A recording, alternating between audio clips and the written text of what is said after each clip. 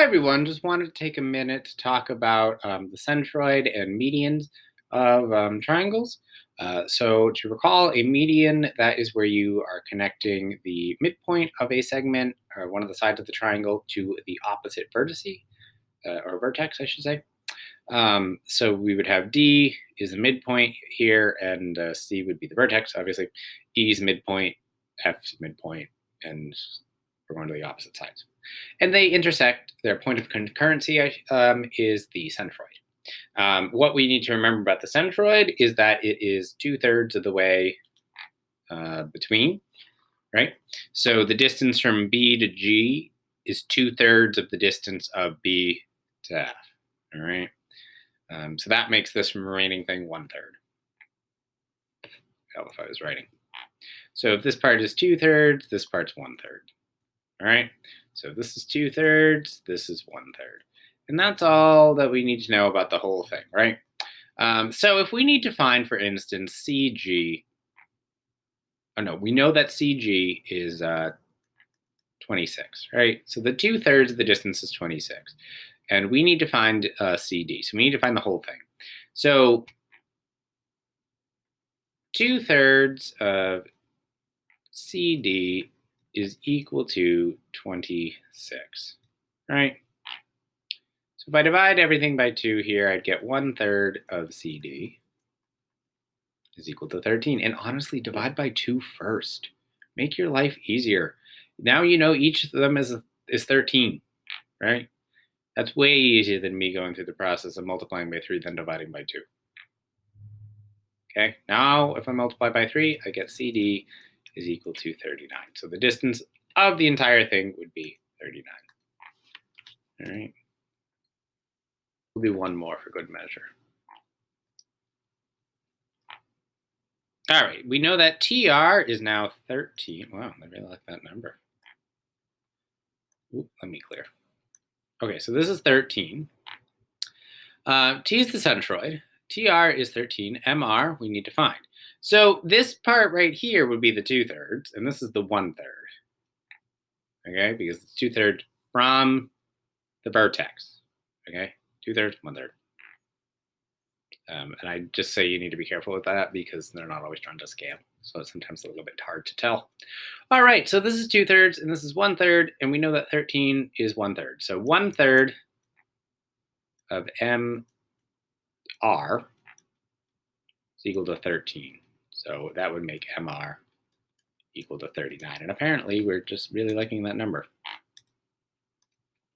Anyway, it is possible to get numbers that aren't 39. I swear. New problem, one more. Let's just make sure. Oh, look, that won't be 39. Okay, so if NM is 9, right? This is the third, so that would make the whole thing 27. Okay, simple enough. All right, and now let's go through the process of, oops. See, this is why you need to pay attention to what you're doing. Because I wasn't paying attention. I wrote 27, which is the length of HM. It didn't want HM. it wanted HN. And HN would be the 2/3 part, not the whole thing. All right, so if this is 1/3, this is the 2/3, this is twice of this. Okay, that's why if you know that the 1/3 part is 9, the 2/3 part must be 18, right? You just multiply by 2. Okay, so that was my mistake, but I'm glad you got to see that because that shows that you do have to pay attention to make sure you actually figure out the right thing, and it's very easy to gloss over that. Okay, so now let's actually look at how to find the centroid. All right, so the centroid is the point of intersection of the medians. Here we go. We already looked at this last time, but I will look at it again over here in Desmos. As you can tell, it doesn't necessarily make a difference which ones I pick. Yeah, it doesn't really make a difference. So let's find the midpoint. All right, so what do we got going on here? Let's just find the midpoint of XY because I haven't done that one yet. In the last video, I found the midpoint of the other ones. All right, so XY would be negative 3 plus 1, and then 15 plus 5, and oh, that's a nice one because I don't get a fraction. All right, so that's going to be negative 2 over 2, and 20 over 2, which is negative 1, 10. All right, it's nice. It's pretty good. All right, let's pick another one. Let's see, what's the best one that I can do from here? Well, I don't want a 25. I don't want to deal with the 25 again. So let me do yz. So that's going to be 1 plus 5 over 2, 5 plus 10 over 2. And now that is going to give me 3, because 6 divided by 2 is 3, and then 15 over 2. All right, now I do need to find my equation of my median. And to do that, I need to, well, I need 2 points. So where's my other point that so these are the midpoints. Sorry, I should write that, midpoint. So these are the midpoints. Now I need another point that they go through. Well, what do they go through? They go through the point not used, right? They go through the opposite vertex. So if I used x, y, the median is going to go through z, okay? So now I have, let me use a different color. So z would be, so 5, 10. Oh, nice. All right, so there's my median. And what's this one going to be? This one's going through yz, so what's my other point? Negative 3, 15. Okay. So that's lovely. That is actually the midpoint, right? Makes my life a lot easier.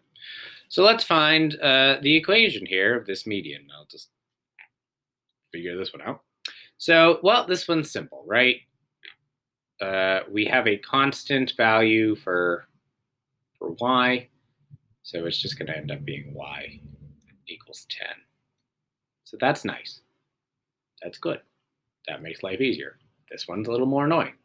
That's okay. So let's find the slope. All right, change in y, that's going to be 15 minus 15 over 2. Love that. Over negative 3 minus 3. Well, that's simple enough. All right, well, I'm going to not deal with the numerator quite yet. 15 over 2, negative 6. So that's going to be 30 over 2, so that's going to be 15 over 2.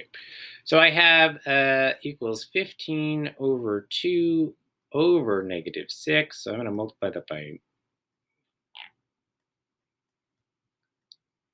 All right, so, well, what cancels? So that's a 15, that's a 6, so they can get the 3. That'll just be 2, 5. All right, so that's going to be negative 5 fourths. Looks vaguely familiar. Okay, so I have my slope and I have a point. So y minus 15 equals negative 5 fourths times x plus 3. All right. Well, what can we do now? I already know my y value. I'm going to plug it in. We can figure out x from there. So 10 minus 15 equals negative 5 fourths x plus 3. Negative 5 equals negative 5 fourths x plus 3. I'm avoiding multiplying that out. I'm going to get rid of the fraction. Multiply everything by 4. I will get negative 20 equals negative 5 x plus 3. So negative 20 equals negative 5x minus 15. Add that, I get negative 5 equals negative 5x. X will equal 1. So the point of my centroid is 110, which is actually very nice. All right, so that is ultimately what you're going to do every time. When you're dealing with a centroid, it's just a matter of finding the medians, which means you have to find the midpoints. Okay, you already have your 2 points once you find the midpoints. By the way, the reason I'm only bothering to find 2 lines is because 2 of them should intersect at the same place as where the third line will intersect. If you have so much time in the world that you want to double check that, go ahead and double check that. Anyway, that's how you would find the centroid. Have a great day.